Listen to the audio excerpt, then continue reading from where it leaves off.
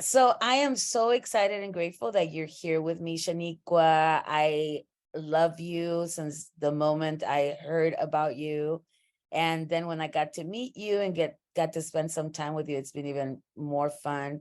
By the way, if you don't know Shaneequa, Isaiah Brokenleg, you are missing out because she's fabulous. And she's not only fabulous in all the senses of the word, she's also very spiritual, very grounded, just a beautiful person. So thank you again so much for being with us. And I want you to please just, let us know how you fall into the LGBTQI plus rainbow community, whatever we call it. Well, thank you so much. I'm so excited to be with you. And of course, ever since I met you, I was like, oh my God, this is going to be my best friend. Ever since we were very little, like many years ago, before all the wrinkles started. But so as a, well, let's see, with the like LGBTQIA Two-Spirit plus umbrella, I think Two-Spirit folks are in there, and I think we are in there because we existed before the letters even were ideas, right? Like there was a place for us in our communities here as Indigenous people, and each Indigenous community had their own word for that thing, right? So like in my language, the word for what I am is called winkté, which is short for winkté, which means talks like a woman. And in our language, there's no pronouns. So, but boys talk differently than girls. And so you would know the person's pronoun preference based on how they would speak. And Two-Spirit's like a word that just sort of is more all-encompassing to try and include all the different, so instead of having each of those different words from each of the different, however many tribes there are languages, we just use Two-Spirit to kind of bring them all together. And it's the idea that, as Lakota people anyway, we believe that people in that role walk between the world of the masculine and the feminine and the world of the natural and the supernatural. And so we're kind of called to be in that liminal space between all those things. And in a way, it's also a very reconciling role. And so I think we fit in there in that we have our own unique role and space within our community, which I think is very different from how hard some folks in the LGBTQI community have tried to come into their community, and the community hasn't always welcomed them, whereas we have this own spot that we've always had. And I think that's a little different. I think some of what the expectations because of that in our communities are, we're expected to be healers and leaders, and we're treated differently in our communities, I think. So that's kind of how I think how we fit in there. That's beautiful. And tell me, for me, for example, it was a process, right? To be like, oh, I think I like women, but I don't know.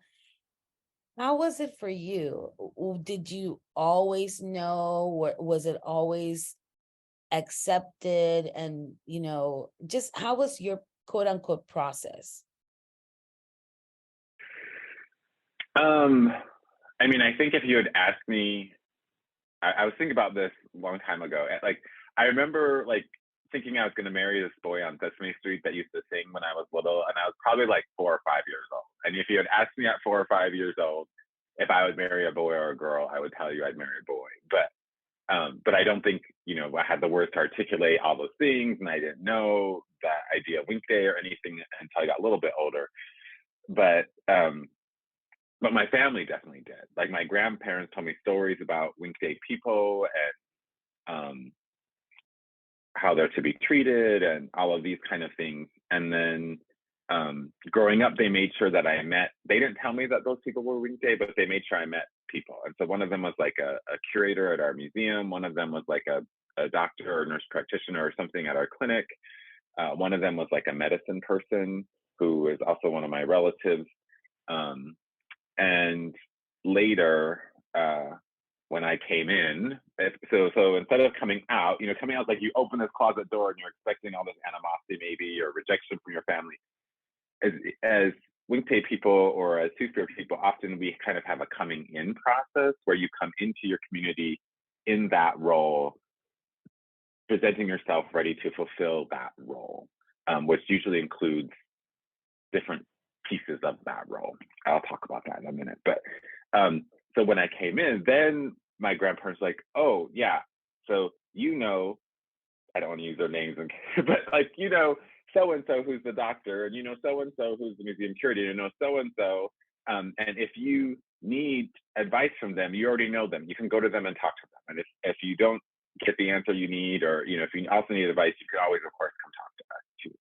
And it was very different from how things happen, like compared to like the white side of my family, where that was a very different process and that was a very, all the things that we typically would associate with folks coming out versus coming in. And as I was growing up, my grandparents told me how two-spirit people were to behave. They didn't use the word two-spirit, they used the Lakota word winkté. And I thought they told all my cousins those stories. No, they told me that story because they knew before I did. And that's just kind of how that works. And so then, at different events, they'll be like, oh, you need to go pray for so-and-so, or we need you to do this. And so when they ask you to do that, for me, it was often like singing at people's funerals or, something like that. There's these roles that they put you in. And later when I worked as an epidemiologist in a different community, because most tribes, at least all the ones I'm aware of, have a role like that. They might have a different word for it, but they have a role like that. And so in Wisconsin, when I worked at there, people, which is actually how I ended up becoming a priest, people were like, my brother's dying. I need you to go sing songs for him as he's transitioning into the spirit world. And so I do, or I need you to come pray for this thing, and then that's your role in the community, is to help be that liaison in those transitory moments or between those worlds, whatever it might be. And sometimes it's more reconciliation type of things, like husband and wife are fighting. Sometimes it's more things in those transitory periods between the natural and the supernatural, like at death or at change or things like that. And then people were like, I think you should be a priest. And I was like, no, I don't think I should be a priest. And then that was it was like the white women at my church. And I was like, they don't know me. And then it was the Indian Christians that said, I'm like, oh, they don't know me. And then it was the traditional people. That's when I got scared. And I was like, oh man, there's something there that I need to pay attention to. And so then I was like, I guess I need to go do this. And so I did. I really love the whole concept of coming in instead of coming out. And because I feel like that just doesn't seem as traumatic, as coming out. It seems like, yes, we were born into this. We were born, to be this person. I love that concept. How do you take that concept into your ministry? Because I one of the things that I love about you is that you are very, very, I don't know if the word is spiritual. I don't know what it is, but I feel like we can go to you. You're very gentle, funny, and you always have the word, that we need. So how is it, how do you use this, or have you thought about it, that you're, this coming in concept into your ministry? I think, well, a couple of things. I think that's one of the differences between like Lakota culture versus like non-Indian culture. Not that all Indian culture is Lakota culture, of course. In my mind, it all is, right? But the joke is like on, what is it, St. Patrick's Day. On St. Patrick's Day, everybody is Irish, except the Lakota. We will always be Lakota. Like, that's like the joke. But I think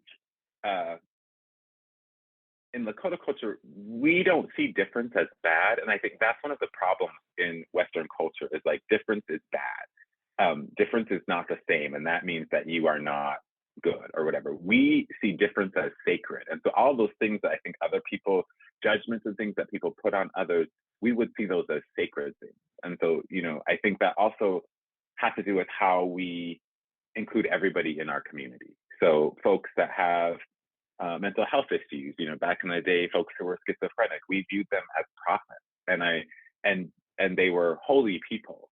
And that meant that they were a valuable and an important part of our community, right? Which is like different than here, where that's a difference and it's bad. And so we sort of, maybe we want to institutionalize folks or do things like that rather than including them as part of the community and see that the gift that they have. And I remember growing up, our sort of philosophy about that and about ability is the way I use the metaphor, and I kind of think of it like as a glass of liquid. And so the creator gives everybody a full glass of liquid, and it might be filled up with like physical abilities, mental abilities, spiritual abilities, all those different things. And so everybody gets a full glass, and yours might have more, Sandra, yours might have more singing abilities in yours, and then, and mine might have more whatever, but everybody gets a full glass. And so if you can't see that that glass is full, that's about you not being able to have vision or not being able to see well, not about the person who might have mental illness or maybe can't hear or maybe whatever it might be. And so we need to think about that in that way. And so I think having that sense that everybody is important in the community, everybody is valuable, then of course you're going to come back into the community. Of course you're going to come into the community. And of course you have a role to play in that community, right? And so as two-spirit people being different, that's a sacred thing. And so I'm trying to think of how I would carry that out in my ministry, but I think mostly it has to do with like, how do we see that everybody that steps foot into our church, everybody that that we meet, everybody that we interact with, all of those people are valuable and an important part of our community, whatever that might be. And I think for some people, this has happened in a few churches, are like, we're so small and, but we have all these other things. We have all these AA meetings and NA meetings that happen in our churches or this nonprofits there. And I'm like, those people are a part of your church, right? Because the church is not just the building, it's the people. So even though they might not come on Sunday for Eucharist, they are a part of your church and they are a part of your community. And if you fail to see them as that, that's you. And this is now talking about groups of people, not individuals, but you're failing to see that that glass is still full. And you know what I mean?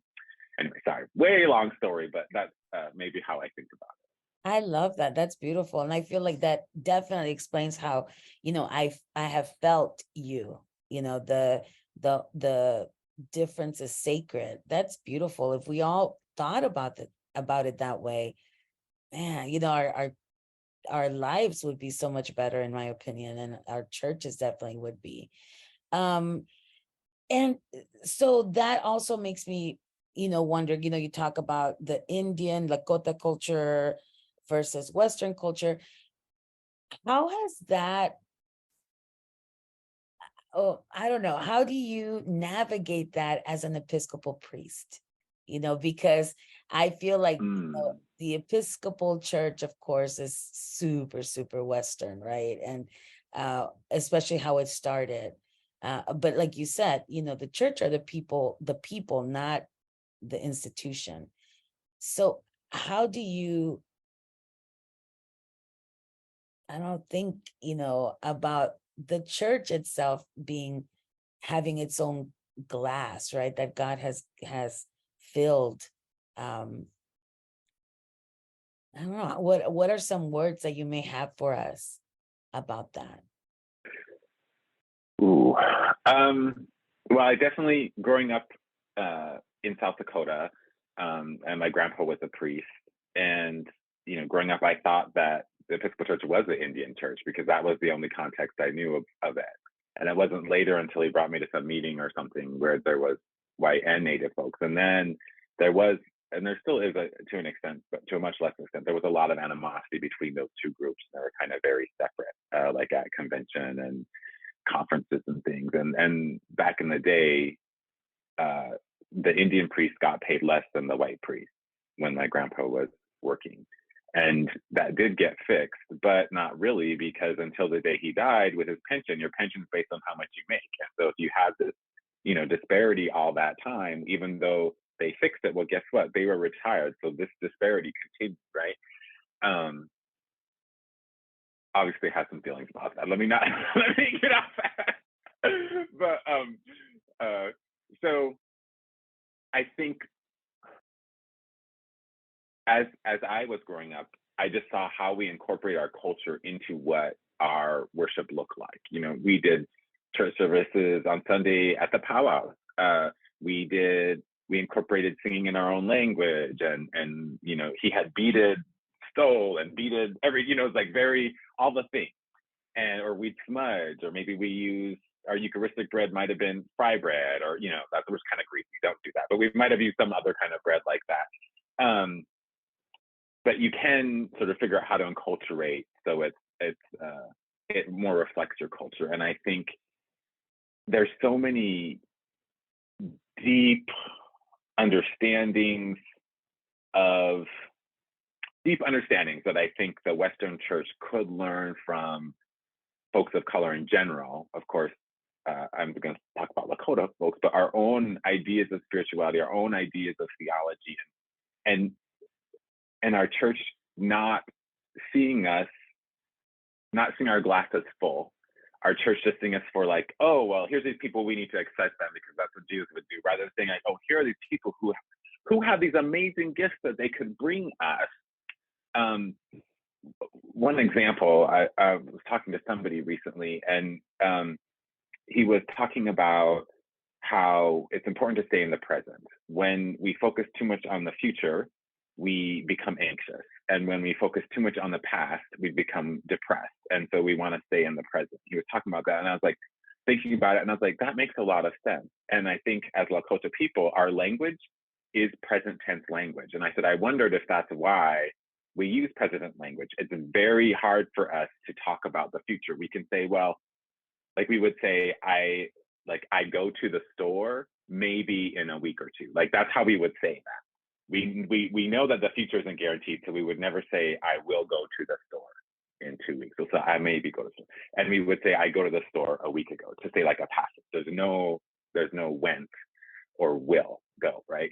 And so I was like, I wonder if that's how we do that. But I was like, what could we learn from that? Just that one little example of that one little thing. What could we learn from that? Anyway, so I think part of it is, as I do my ministry, I really I served several different churches, but one of them is as a very white church. One of them is a Native church. And so I make sure that I tell the Native folks about our culture and include those stories as we're doing pieces. And then I also make sure I share bits and pieces of it with the white congregation, because there's a lot that they could learn too, right? And I think all the while doing that, you're trying to make sure that these two groups actually interact. So maybe they can learn from each other, and there can be some reconciliation or some cross-fertilization that could take place as you're going. But I think that those pieces are important, and there's all these gifts, just, you know, even in just the language or in the how or why we do things. In Lakota, there's no word for goodbye. I preach about that almost every funeral I do. There's no word for goodbye, because we know we will see each other again. This is not the end, right? Our physical bodies are all going to die, but we're all going to come and be together in the spirit world. And for some people, that's new information. As Lakota people, that's just like a reminder, right? They already know that. But thinking about all those pieces. Sorry, I think I just.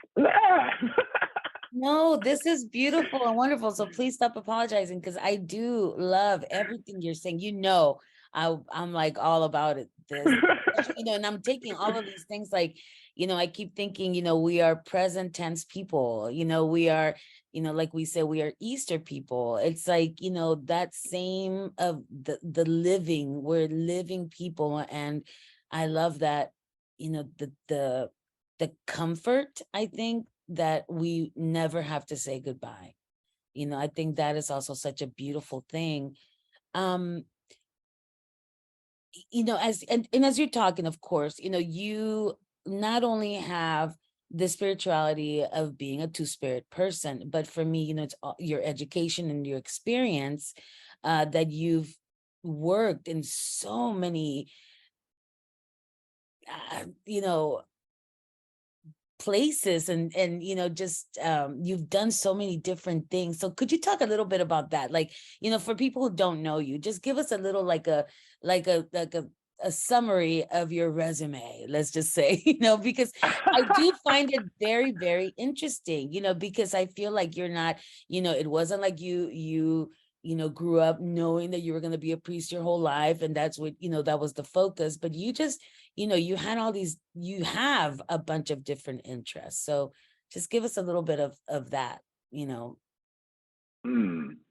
Okay. Let me think about how to tell that story. So, well, maybe if I think about like the things that really shaped me that are important. So I think like growing, because that's, even though it's not formal education, like having the gift of being able to live with my grandparents who were both like native speakers. That was the first language that they had growing up. And learning from them and hearing from them and getting all those important pieces. I think that was a very valuable lessons and teachings that I'll carry with me for the rest of my life, right? And now that they're gone and a lot of our elders are gone, you just can't get that back, right? So I just think that's a very valuable piece. And I left and moved to Seattle when I was like 14 and ended up getting kicked out of the house and being homeless. And I think that was also very valuable learning experience, horrible experience, but a valuable experience, right? It taught me a lot about compassion and empathy and, whatever. And later I worked with homeless kids, and it was those homeless kids that gave me the name Shaneequa, which I'm very proud of. And I learned a lot from that experience. And then, let's see, I went to college in Minnesota, went to grad school at the Twin Cities for public health. And that was all because I missed the deadline. I thought I was going to do social work, and I missed the deadline. And the person from public health recruited me. And so I was like, okay, let's do this. And then I worked as an epidemiologist for the tribes in the Great Lakes area. And that was a valuable experience too, because I learned, like, growing up as Lakota, we're surrounded on our reservations by Lakota and Dakota, and we're all kind of very similar.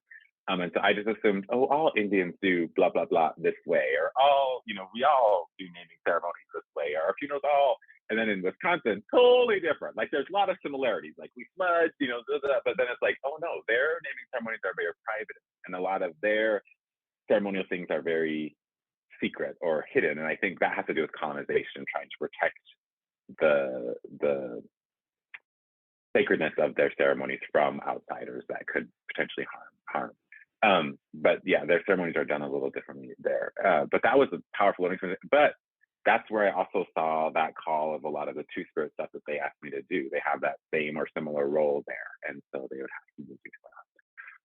And I loved that work, working with the communities. It's very similar to the work I do now. I mean, it's different because it's epidemiology versus ministry, but there was a lot of racial reconciliation that I had to do there between, like, the Native folks and the white folks, and between the health institutions there, like the white ones that are, those fancy big conglomerate, whatever, multi-hospital agency type of things, and then like the Native folks in the tribe who just want good healthcare for their people. And sometimes it was also dealing with the racism. We have racism in the church. Well, there was racism there, right? And so I think in a lot of ways that work was very similar, but I love being able to work with communities. Like, it's not about, this is, I think, another model of ministry that we need to think about. I think sometimes, especially in public health, we were trained to be like, I know all this stuff and I'm going to come in and fix this, whatever. And it's like such a like Western white way of thinking, right? And I'm like, that's not how that works in any country. If you come in there and try and do that, you're not going to be welcome. And so it's more about, how am I building a relationship with you? And in this case, I'm putting them above, right? Because I'm the person coming into the community. It's not like that. How am I building a relationship with you? And through that relationship, how do we learn maybe the gifts that I have and the gifts that you have, and where we can collaborate, right? It's not about me coming in and being like, let me fix this for you. It's about talking about what's going on in your life, and where are some things that we could work on together. And sometimes, I have this skill set of epidemiology. I can come and figure out maybe if we need to run some numbers and see if it would be better for you to do your own kidney dialysis clinic versus having to go outside for one where, the people don't know the people that are working with them. But here they're going to be their aunties and uncles, or probably more like nieces and nephews, I guess, I'd be working with them. And is it cheaper for them to do that or whatever? that's a very different way of approaching it than, you know, this very like savior, white savior idea. And I think the same thing could happen in ministry too, right? It's not about me coming in and being like, oh, let me fix all this, but it's more about listening and building relationships and figuring out where are some gifts that you have, here are some gifts that I have, how can we work together to do that, to create change and really become the body of Christ that Jesus had envisioned. I don't even know if I answered your question. I was just going off, girl, but that's all of this is important. Well, you know, the funny thing about it though, you know, when you say that is because that is how we speak, right? I mean, we're like, you know, I may ask you, how are you? And you're like gonna tell me this whole other thing.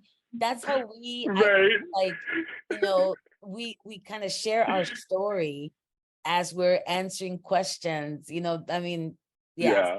I follow you, everything you're saying, and I don't even remember what the question was, and I'm all about this. So, yeah.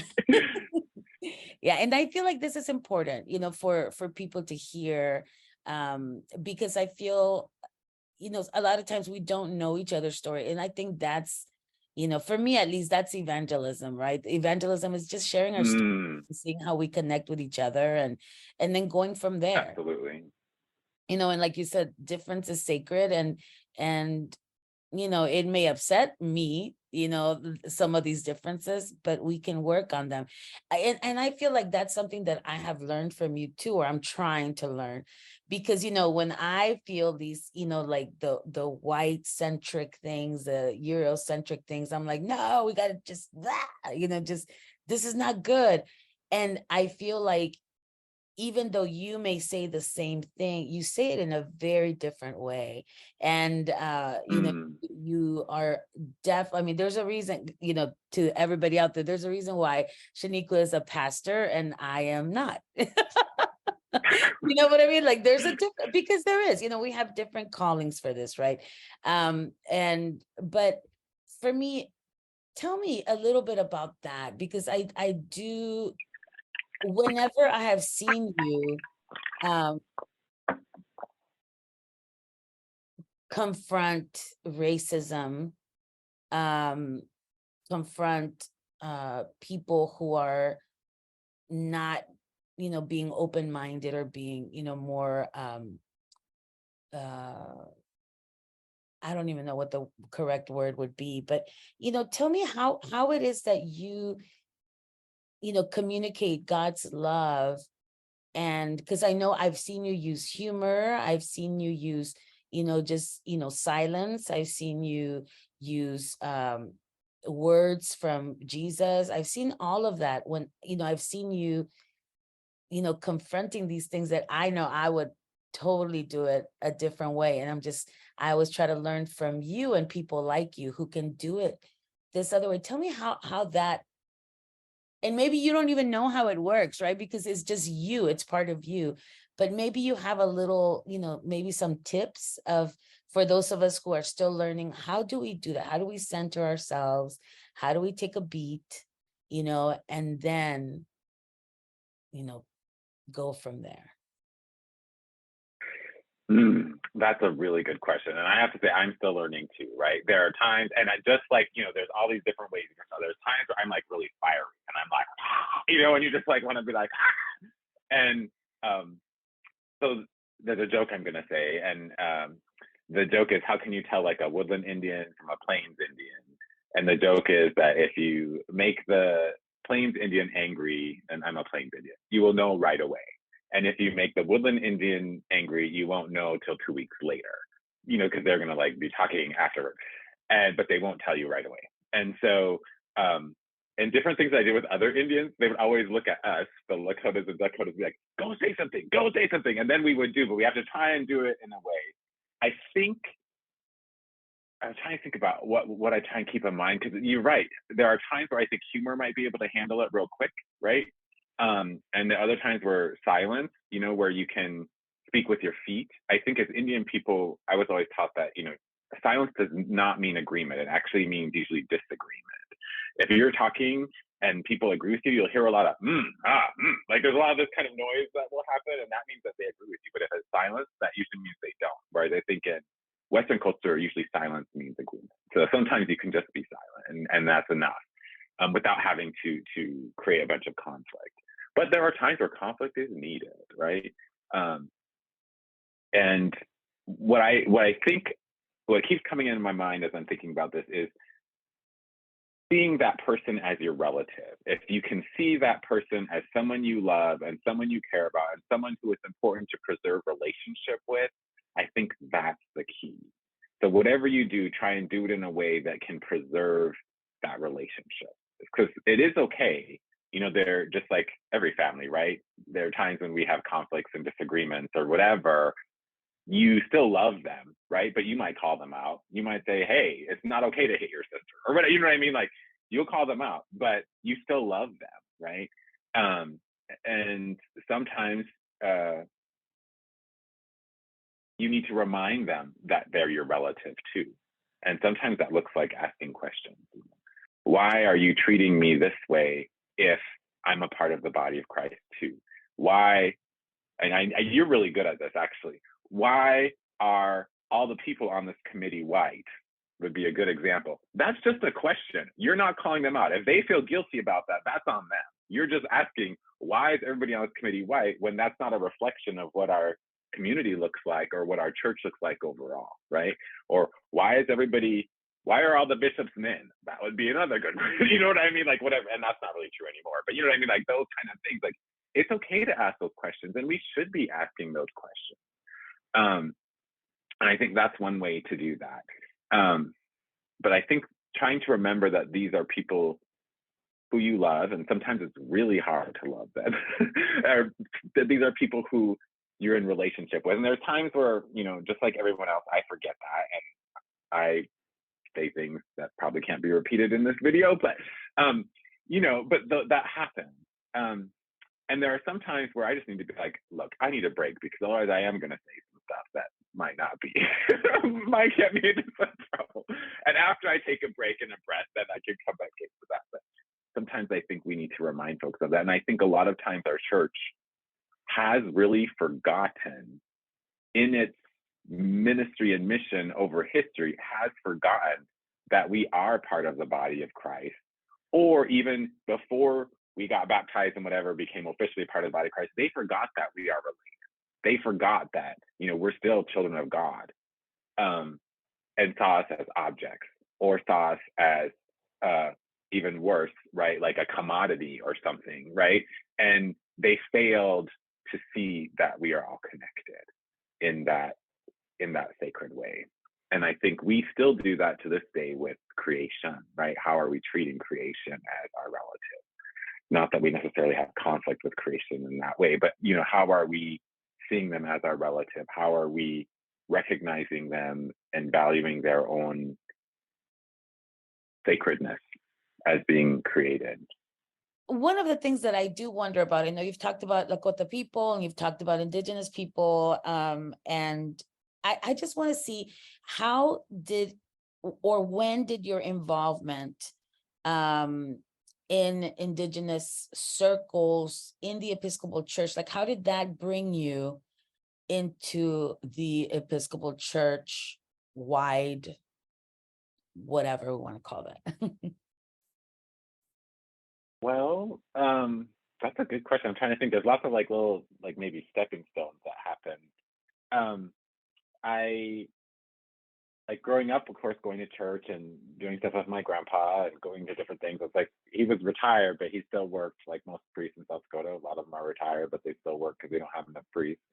And so every weekend I'd be drugged to there's a funeral or memorial or church meeting or this or that. There's always something. And I think one of the things I always liked was our Niobrara Convocation, which was like a gathering of all the native peeps around the area. And sometimes we'd have all kinds of different people coming from other reservations even further out. And we still do Niobrara Convocation every year. And then I think when it became more involved in the wider Episcopal Church, was going to Winter Talk, which is kind of a annual, sometimes it's every other year, but a gathering of the native Episcopalians from around our church. And that's how I met a lot of other young natives as well as elders and other natives. And I think that just sort of, then you learn about other opportunities and things. And in college, doing like the Episcopal campus ministry type of stuff, I think that was another one, hearing about different things. And so um, what I learned through all of that is like my understanding of what Episcopalian was or what that looked like was very small. And then the more I learned, like I didn't know anything about how our church was run or, how decisions are made or executive council, any of those things. And I still don't know a lot of those things. I kind of have an idea of how it works.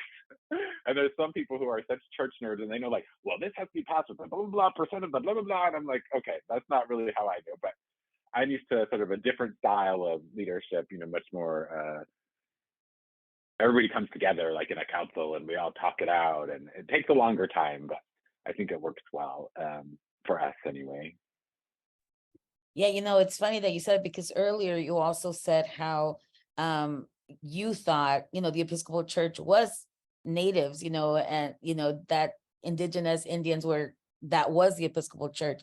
And that's how I came from when I came from the evangelical tradition and I went to the Episcopal Church. All I knew was that it was in Spanish, then slowly from that, then it's not La Iglesia Episcopal, it's the Episcopal Church. And then, finding out all these things. And like you said, I mean, I'm on executive council, but I'm still learning, I'm still learning those things. I'm like trying to like, oh yeah, I knew this, but you're encouraged, right? I don't know about you, but I know I was encouraged to apply to these positions, to help the church see other points of view. And yeah, so it's exactly what you're saying, how you go from one, then it's kind of like a stepping stone. Tell me a little bit about your grandpa. It's sweet that I know that you said that they raised you, and just tell me a little bit more about what his relationship with you, and then what you saw as his relationship as a pastor, as a priest. How did that start in your mind, these, I don't know, thoughts of maybe one day, like you said, you were kind of running away from it, but people saw that in you. So tell me a little bit of that connection. Well, my grandpa was, he came across as very serious, but he has a sense of humor. But when he talks, he looks very serious. And so sometimes you don't always know if he's joking or not.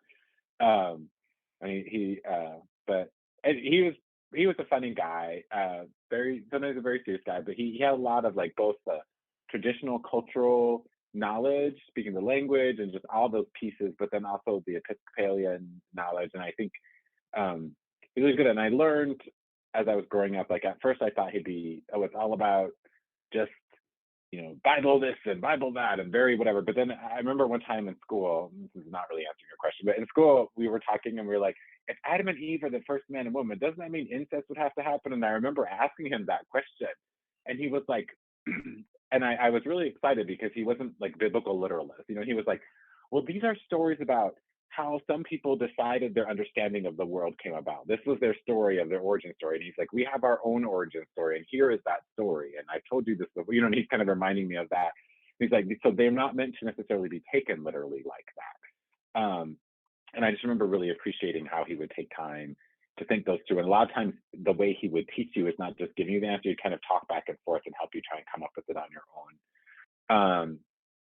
And I remember, well, I'll tell you another thing. Like growing up, I thought that, and this is sort of a funny story. I think I've told it before, but like in Indian country, we have our medical providers, the Indian Health Service, which we all call IHS. And so growing up, when I would go to church, on all of the paraments, like the frontal on the altar and stuff, it says IHS. And so I just assumed, oh, this is the Indian church, and Indian Health Service cares about our physical health and our spiritual health. And isn't that great that they provided us with these churches?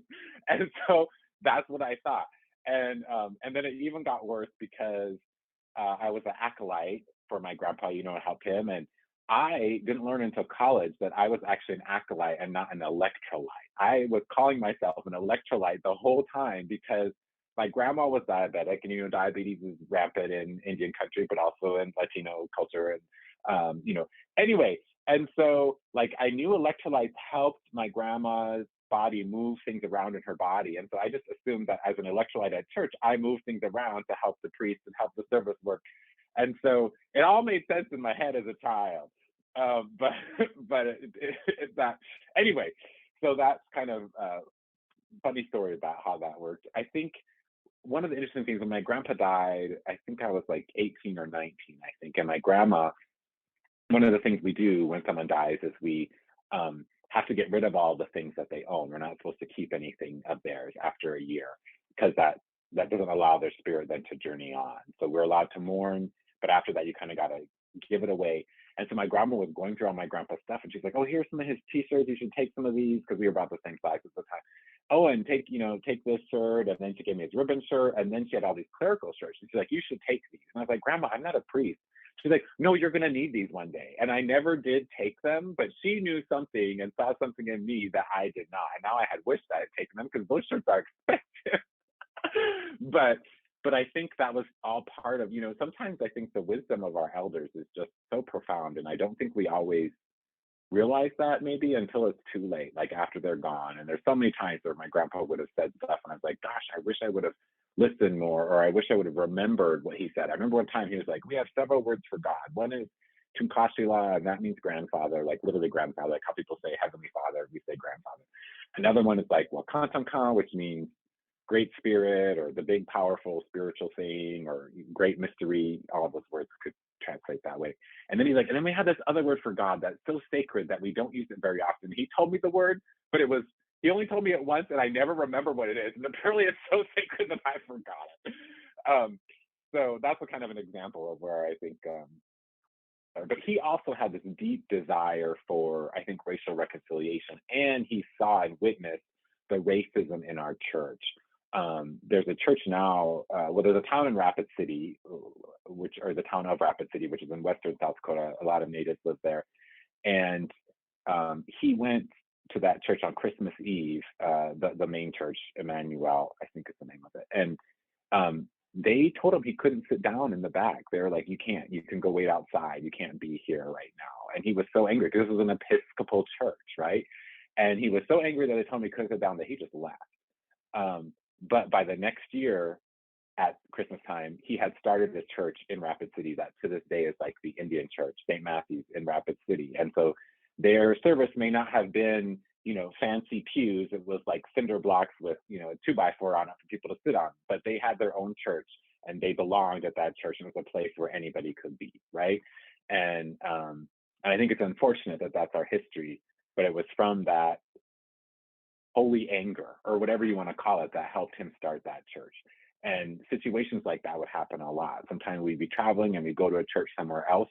We might be the only people of color and we'd walk in and, we usually sit in the back so as not to cause a stir. And then everybody kind of look and stare and what that look means. It's like, do you really belong here or whatever? And we'd go up to communion.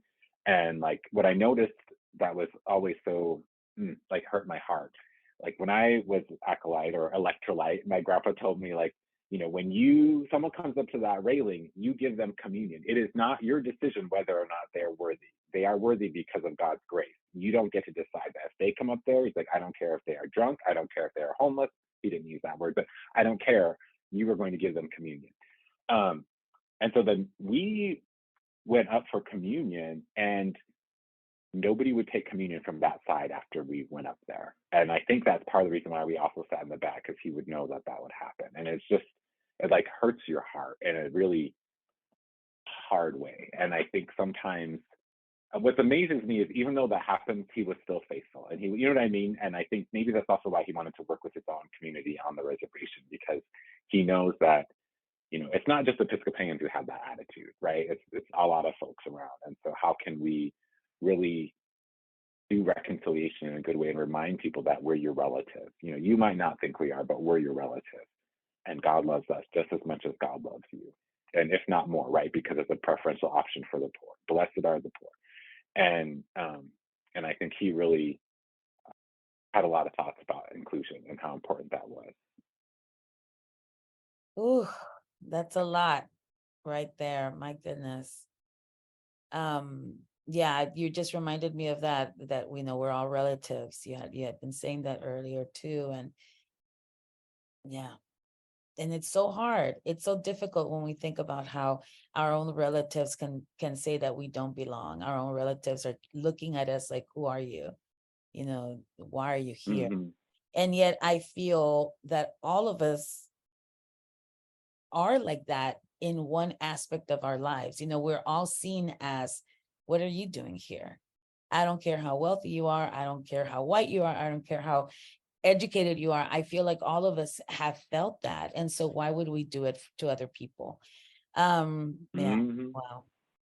And that's why I'm so excited that you are part of the presiding bishop staff, because you bring your grandpa with you, and your other relatives and ancestors and your own, self everywhere. And that's important.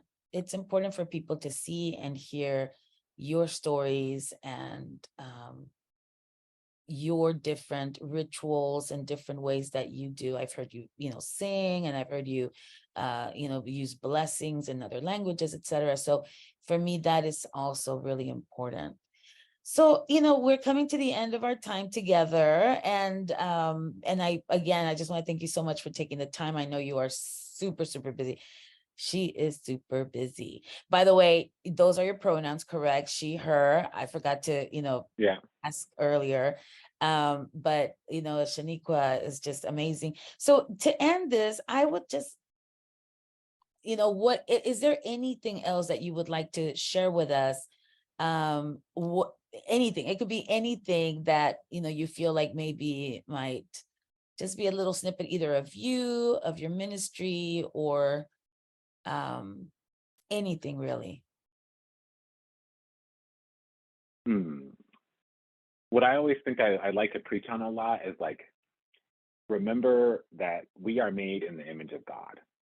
And that means that God is not white. God is black and brown and tan and everything. God is fat and skinny and everything. God is, you know, cisgendered and transgendered and non-binary and all those things.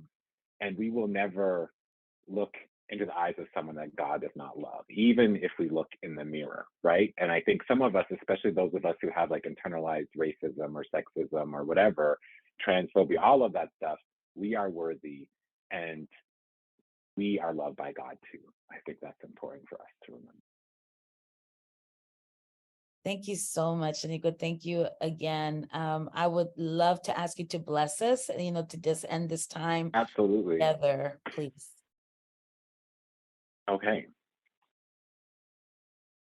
Wakatan ka tawa okie, wo okagnige iuhai sapaki ni chantepina ni tawa chipiki. Wakatan kana ie chihikuke Jesus Christi tancha huyapi toksapena towa stela keki.